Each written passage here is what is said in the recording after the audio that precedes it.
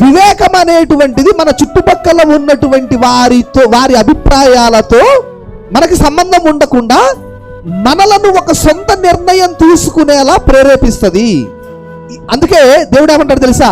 వివేకము కలిగి నన్ను వెతుకు వారెవరైనా ఉన్నారా అని. ఇప్పుడు దేవుడిని వెతకడానికి ఏం కావాలి?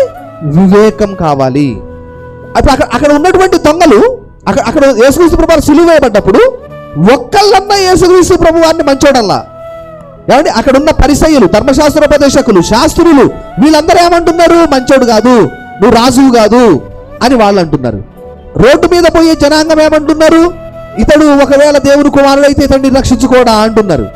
పక్కనే ఉన్న అప్పటి వరకు తనతో పాటు దొంగతనం చేసిన దొంగ కూడా ఇతడిని గురించి మంచి మాట్లాడతలేడు.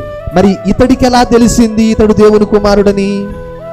అంటే ప్రతి ఒక్క వ్యక్తికి కూడా ఈ వివేకం అనేది ఉంటది, దాన్ని వాడరు.